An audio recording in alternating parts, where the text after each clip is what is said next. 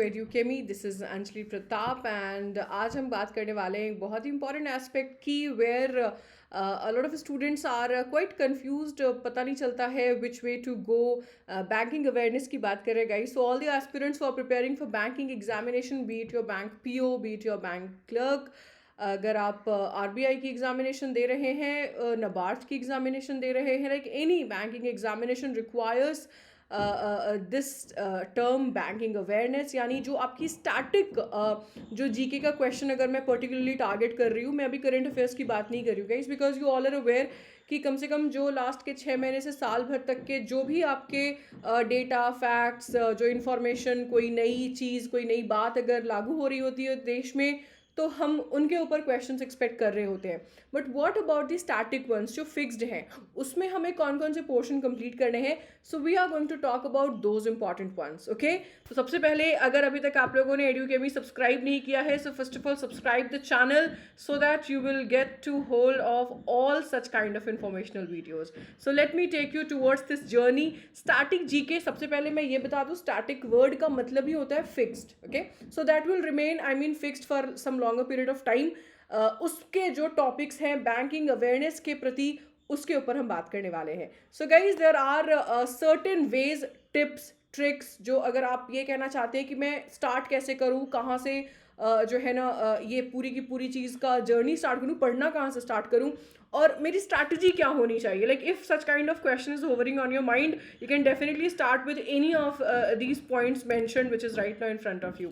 आप किसी भी पीडीएफ स्टडी मटेरियल्स ले लीजिए, क्योंकि आपको पता है एमसीक्यू के फॉर्म में क्वेश्चन आते हैं, so you don't need to know, I mean like very detail into it. अगर आप उसके जो है ना इंपॉर्टेंट पॉइंटर्स भी अगर आप नोट कर लेते हैं, so I think that is very well for your preparation.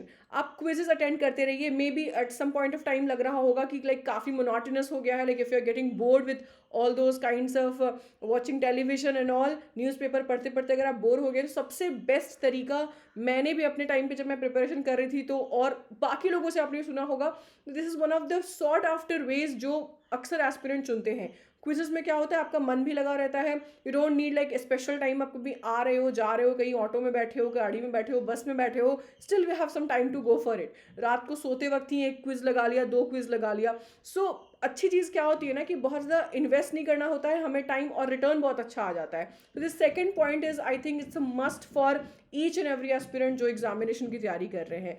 Topics को प्रायोरिटाइज कीजिए। बिल्कुल सारे टॉपिक्स सेम इंपॉर्टेंस के नहीं होते हैं स्टूडेंट्स। जो सबसे ज़्यादा पूछे गए हैं, अगर आप प्रीवियस पेपर के एनालिसिस देखे हो तो आपको एक आइडिया होता है कि हाँ भाई, मुझे बैंक से रिलेटेड जो क्वेश्चन है उसके ऊपर थोड़ा ज़्यादा ध्यान देना है, मुझे हिस्ट्री और ज्योग्राफी वाले एस्पेक्ट थोड़ा कम ध्यान देना है, फॉर एग्जाम्पल। तो आप वैसे अपनी जो टॉपिक्स हैं ना उनको प्रायोरिटाइज कर दीजिए, उनको एक एक एक जो है ना एक सीक्वेंस नंबर दे दीजिए जिसके साथ आप उन्हें फॉलो करने वाले हैं।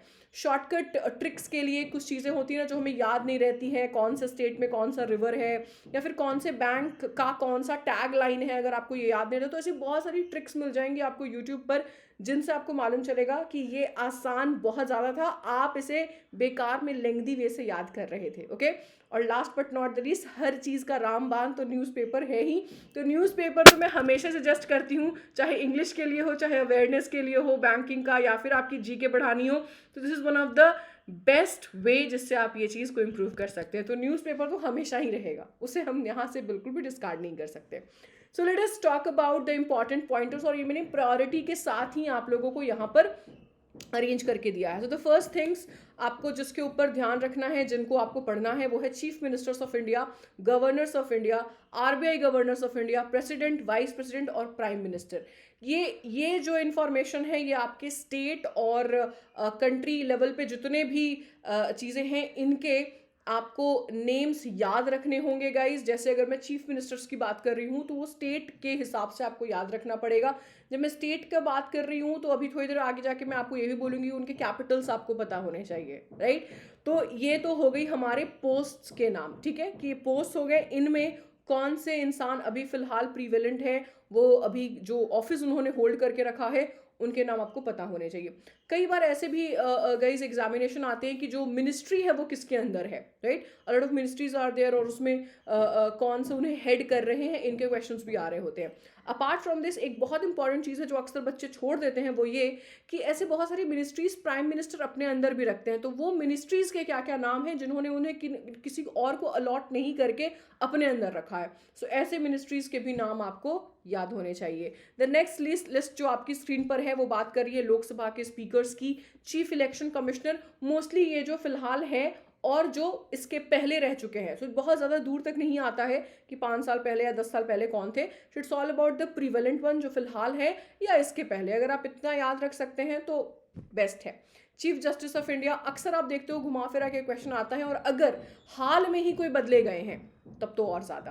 Okay, list of first man in India और list of first women in India. For example सब भाई पहले भारतीय कौन थे जिन्होंने मून पर लैंड किया, भाई पहली भारतीय कौन थी जो एस्ट्रोनॉट में गई, सो समथिंग लाइक दैट। तो ऐसे जो इतने सारे लिस्ट हैं जो विमेन और मेन इंडिया के पहले स्थान पर रहे हैं, उनके बारे में आपको जानना चाहिए। List of Nobel prize winners from India, this is a must thing जो आपको प्रिपेयर कर लेना चाहिए। और अगेन मैं बोल रही हूँ, जितने भी टॉपिक्स मैं आपको बता रही हूँ इसका करंट अफेयर्स के साथ बहुत ही अहम रिश्ता होता है। तो गाइस अगर ऐसा कुछ हो कि भी हाल में ही किसी ने किसी पर्टिकुलर फील्ड में नोबेल प्राइज इंडिया से जीता है, तो ये क्वेश्चन इंपॉर्टेंट हो जाते हैं। ओके, हाँ, सिर्फ नाम याद मत रखिएगा, ये भी रखिएगा कि वो उन्होंने किस फील्ड में और किसी पर्टिकुलर स्टडी को लेकर अगर उन्हें मिला है नोबेल प्राइज, तो वो टर्मिनोलॉजी याद रखिएगा, because that plays also an important role. कभी कभी नाम दिया रहता है और आपसे ये पूछा रहता है कि किस क्षेत्र में इन्हें नोबेल प्राइज दिया गया है। अब मैं एकदम पर्टिकुलरली अगर बैंकिंग की तरफ अगर रुख कर रही हूँ, सो बैंक के जो हेडक्वार्टर्स हैं वो आपको पता होना चाहिए, उनके टैग लाइन्स पता होनी चाहिए, उनके जो भी हेड हैं, एमडी हैं, उनका नाम आपको याद रहना चाहिए। ओके, देन कंट्री का कैपिटल और करेंसी जो है अक्सर बहुत ज़्यादा इंटरनेशनल लेवल पे नहीं जा रहा होता, अनलेस जो हाल फिलहाल में न्यूज़ में जिन कंट्रीज़ के ऊपर हम बात कर रहे हैं उनके ऊपर क्वेश्चंस हम बिल्कुल एक्सपेक्ट कर सकते हैं। स्टेट्स और कैपिटल जैसा कि मैंने आपको बोला उसके ऊपर क्वेश्चन आते हैं, जो मुझे लगता है मैं इंडिया में रहने वाले सिटीजन और अगर आप किसी भी कॉम्पिटिटिव एग्जामिनेशन की तैयारी कर रहे हैं, this third point is actually बिना बोले ही आपको प्रिपेयर करके रखना चाहिए, राइट।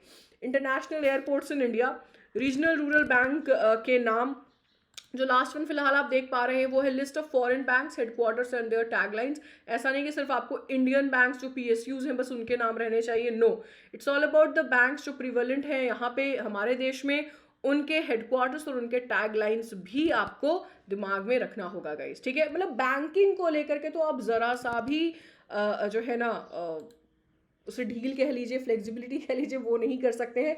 कम से कम आपको इनके टैगलाइंस हेडक्वार्टर्स के ऊपर क्वेश्चन आते ही आते हैं। फिर से है अपना प्राइवेट सेक्टर बैंक को भी बिल्कुल आपको नहीं छोड़ना है, उनके हेडक्वार्टर्स और उनके टैगलाइंस भी आपको याद रखने हैं। कोई हाल फिलहाल में गवर्नमेंट स्कीम्स आई हुई हैं या किसी योजना के ऊपर बहुत सारे कुछ बातें हुई हैं या उनके ऊपर इम्प्लीमेंटेशन में कुछ प्रॉब्लम आई है या बहुत अच्छा अप्रिशिएशन मिला है, एनीथिंग ऑफ दैट सॉर्ट, उनके ऊपर आपको ज़रूर ध्यान देना चाहिए। इंटरनेशनल हेडक्वार्टर जैसे IMF हो गया, WHO हो गया, इन सब के हेडक्वार्टर्स कहाँ हैं ये आते हैं। कभी कभी इनके अब्रीविएशन जो है, अभी मैं आपको आगे बताऊंगी कि अब्रीविएशंस पे आपको याद रखने हैं। कभी कभी WHO भाई क्या है, अब इतना इजी तो नहीं आएगा, बट येस लाइक ऐसे कोई इंस्टीट्यूशंस इंटरनेशनल जिनके नाम है उनको आपको एक पूरा का पूरा फॉर्म लिखने को आता है। फिर कुछ समिट्स हुए हैं हाल फिलहाल में, उनके ऊपर सवाल आते हैं। कभी कभी ये भी पूछता है कि भाई इस समिट में इंडिया पार्ट है या नहीं है, समथिंग लाइक दैट। फिर बैंक हेडक्वार्टर तो ये मैंने बता ही दिया, हेडक्वार्टर तुम्हें छोड़ना नहीं है, बस ये दिमाग में रख लो। मैंने अभी तक 3-4 पॉइंट्स में हेडक्वार्टर लिख दिया है, so I think you people understand that how important this part is. 5 year plans in India, international organization headquarters जिसके ऊपर भी मैंने आपको बताया, lakes, power plant, national park, stadium, awards और समिट एंड कॉन्फ्रेंसेस। ये मैं बोलूँगी इंपॉर्टेंट है गाइज, बट मैंने प्रायोरिटी में थोड़ा इसे बाद में रखा है क्योंकि it becomes a bit difficult for a lot of students to remember all the lakes का नाम, प्लांट्स का नाम, नेशनल पार्क्स का नाम। थोड़ा एक पॉइंट ऑफ टाइम पे जो है ना ये थोड़ा डिफिकल्ट लगता है बहुत से बच्चों को याद रखना। तो फिलहाल मैं आपको ये बता रही हूँ कि ये इंपॉर्टेंट है, बट इसके पहले जो पॉइंटर्स मैंने बताए हैं उनके ऊपर आपको ज़्यादा ध्यान रखना चाहिए, but you should not at the same time leave this. अगर हाल फिलहाल में ऐसा कुछ है कि भाई पेंच के ऊपर हमने कोई न्यूज़ देखा या कान्हा के ऊपर हमने कोई न्यूज़ देखा है, तो इनसे रिलेटेड क्वेश्चंस आएंगे आपको। तो मैं फिर से वही बोलती हूँ कि अगर आपको लग रहा है कि मैं इतनी सारी चीज़ें याद नहीं कर पाऊंगा या नहीं कर पाऊंगी, तो still you can head towards the current affairs, news देखिए। हाल फिलहाल में ऐसी कोई बात हुई है 6 महीने साल भर में, तो उनकी एक अलग लिस्ट बना लीजिए कि like we have got to know कि भाई पेंच टाइगर रिजर्व में कुछ ऐसा हुआ, कान्हा में कुछ ऐसा हुआ, जिम कॉर्बेट में कुछ ऐसा हुआ। तो now we need to know about that कि भाई वो किस जोग्राफिकल रीजन में पड़ता है। तो आप ऐसे अपनी मेहनत थोड़ी सी कम कर सकते हैं। बट अगेन, आपको ऐसे यूट्यूब पे बहुत सारी वीडियोस मिल जाएंगे जहां पर इनकी शॉर्ट ट्रिक्स और टिप्स आप लोगों के साथ शेयर की गई है। अगर हाल फिलहाल में किसी ने साहित्य अकादमी अवार्ड या बुकर प्राइज किसी ने जीता है, तो उसके ऊपर क्वेश्चन। हाल फिलहाल में किसी की बुक्स रिलीज हुई, अक्सर आपने देखा होगा प्लेयर्स के द्वारा लिखे गए बुक्स के ऊपर क्वेश्चन आया ही आया है। जैसे सानिया मिर्जा ने है लिखा था, फिर देन सचिन तेंदुलकर की बुक निकली थी, तो उसके ऊपर भी क्वेश्चंस आए थे उस साल के दौरान। स्टेट्स और उनके डांस फॉर्म्स अक्सर पूछे जाते हैं, एक इम्पॉर्टेंट हिस्सा होता है। स्पोर्ट्स से रिलेटेड जो कप्स और ट्रॉफीज़ हैं कि भाई ये ट्रॉफी किस स्पोर्ट्स के लिए डेडिकेटेड है, ऐसे क्वेश्चंस। फिर जैसे भाई द सिटी ऑफ रिवर्स किसको बोलते हैं, पिंक सिटी किसको बोलते हैं, सिटी ऑफ टेम्पल्स किसको बोलते हैं, तो ऐसे निक नेम के ऊपर भी क्वेश्चंस हमें एक्सपेक्टेड रहती हैं आपकी बैंकिंग एग्जामिनेशन में। UNESCO heritage sites, this is like very very important one guys, very important, ज़रूर देख लीजिएगा। और अगर हाल में 2-3 साइट्स जुड़े हुए हैं तब तो डेफिनेटली ठीक है। मैं बार बार ये चीज़ जो बोल रही हूँ तो मैं हाल में जो चीज़ें हुई हैं, क्योंकि स्टैटिक का भी कहीं ना कहीं रिलेशन, मुझे ऐसा लगता है अगर आप प्रीवियस ईयर के पेपर देखिएगा तो उसका करंट अफेयर से संबंध ज़रूर रहता है। हाँ, 2-4 क्वेश्चन तो आएंगे जो थोड़ा आपको घुमा सकते हैं, बट येस, ऐसा नहीं रहेगा कि आप बिल्कुल क्लूलेस हो जाइएगा। सेंट्रल बैंक का नेम सभी कंट्रीज का, फॉर एग्जांपल अभी हम इंडिया की बात करें तो आपको पता है यूएसए का, यूके का, तो आपको ये याद रहना चाहिए कि वहां पर जो है उनके जो सेंट्रल बैंक है, जैसे हमारी आरबीआई है, तो उनके नाम क्या है। ओके है, क्लियर है। अच्छा, एक बात मैं यहाँ पे बोलना चाहूंगी गाइस कि मैं इस पे इतना फोकस क्यों कर रही हूँ। अगर बहुत से बच्चे ये भी सोचते हैं कि भाई चलो थोड़ा, अगर मैं स्टैटिक अवेयरनेस एक ऐसी चीज़ है, स्टैटिक बैंक अवेयरनेस या फिर करंट अफेयर्स एक ऐसी चीज़ है जिसके ऊपर like we read a lot, but may be examination में क्या गारंटी है कि उसी टॉपिक से क्वेश्चन आएगा। ठीक है, I understand your uncertainty in that area students, but एक चीज़ आप याद रखिएगा, ये इतना टाइम सेविंग सेक्शन होता है कि आप अपनी एनर्जी को ना जाने कहाँ कहाँ चैनल कर सकते हैं। गाइज, मैं मान सकती हूँ कि अनसर्टेनिटी रहती है, बट आप ये सोचते हो कि अगर आपको एक क्वेश्चन पता हो तो आपको सिर्फ 5 सेकंड लगता है आंसर को टिक करने के लिए। क्या इतनी स्पीड आपकी मैथ्स, रीजनिंग या इंग्लिश में चलेगी? No, not at all. बस आपने क्वेश्चन देखा, आपको पता है, सो यू आर डेफिनेट। वहां पे ये नहीं होगा कि भाई हो भी सकता है या नहीं भी हो सकता है, भाई मैंने कैलकुलेशन ठीक तो किया है, मुझे इंग्लिश का ये रूल याद है क्या? नो, ऐसी अनसर्टनिटी यहाँ नहीं रहती। अगर तुमको पता है कि हाँ भाई मुझे पूछा है कि इस स्टेट के चीफ मिनिस्टर कौन है, दैट विल रिमेन फिक्स्ड तुम्हारे लिए, मेरे लिए उसकी सर्टेनिटी 100% हो जाती है। तो एक्यूरेसी और जो टाइम सेविंग तुम्हारा यहाँ पर होता है, दैट इज अनपैरेलल्ड, वो और किसी सेक्शन में नहीं होता है। दैट्स वाई गाइज, इसे बिल्कुल भी हल्के में ना लीजिए। और मुझे ऐसा लगता है अगर आप इस सेक्शन को स्ट्रॉन्ग कर लेते हैं तो you have a good edge over other competitors in this examination. Okay, so I hope this session would have helped you in gaining a lot of information on the same. एडुकेमी फटाफट से subscribe कर लीजिए ताकि ऐसी information आपको मिलती रहे और झटपट आप अपने सक्सेस की राह पर सबसे आगे चले। आप हमें चाहें तो कॉन्टैक्ट कर सकते हैं on this number regarding any courses, any test series, any other things which you want to ask. Our team will be happy to help you. आप हमारी वेबसाइट भी विजिट कर सकते हैं www.edukemi.com। अगर आप इन दोनों से के थ्रू कम्युनिकेशन नहीं करना चाहकर आप हमें सीधा ईमेल भी भेज सकते हैं हमारी इस एड्रेस पे। और फिर से मैं बता दूं, ये चैनल है Edukemy for government jobs, where you will get a lot of such informational videos. तो आज के लिए इतना ही रखते हैं, मिलते हैं फिर किसी क्लासेस के दौरान। तब तक आप लोग अपना ध्यान रखिए and do hit the like button if you like the session. Bye bye everyone.